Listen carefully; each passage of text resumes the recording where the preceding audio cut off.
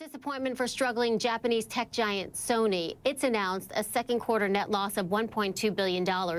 And the company's confirmed it's on track to lose a staggering $2.1 billion this year. Sony has struggled to compete in the global tech market, scaling back its smartphone business.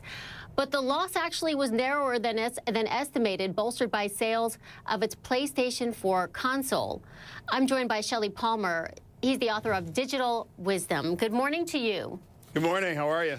I'm doing well. Sony apparently not doing well, though. For one, Fitch and Moody's downgrading the company to junk status. Standard & Poor's warning that it may do the same. Sony scaling back its smartphone business. What's it going to take to save Sony? Wow. What's it going to take to save Sony? Well, the yen probably should float a little better, and they'll lose a little less money if the yen is a little stronger for them.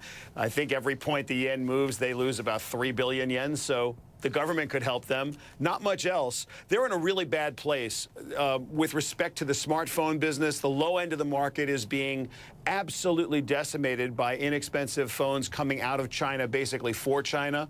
The high end of the market is clearly Apple's domain. Even Samsung is feeling the pressure. The big screen phones that Apple was so reluctant to put out took a huge bite out of Samsung and an even huger bite out of Sony. So their handset business is in trouble. PlayStation's looking bright. They have some other units that are looking bright. The TV business has no margin.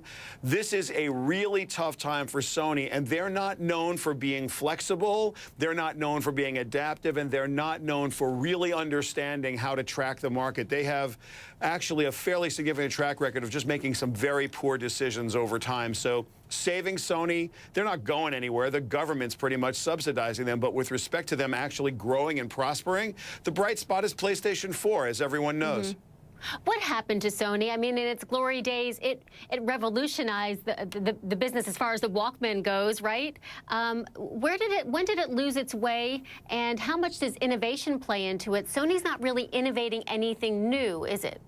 No, I disagree. I think Sony's got a fantastic research group, and I think they have a very innovative culture internally. What they don't have is their finger on the pulse of the market, and they have been very slow to react when they've proven themselves to be wrong for reasons that are well documented with respect to the culture in Japan, with respect to just classic innovator's dilemma issues. As you just pointed out, they invented personal music with the Walkman. They completely abdicated that to the iPod. They own a music company, but they wouldn't use it cross-platform. They own Sony Music Entertainment. They wouldn't actually, for internal reasons, allow the synergies that were possible between the electronics group and the content group to ever reach fruition. So they've actually assembled interesting parts. And by the way, the engineers at Sony are second to none in the world. That's not their problem. Their problem is marketing and an understanding of the markets and a bunch of internal stuff that, to be fair, to someone in a Western culture with a Western mindset is a little bit enigmatic.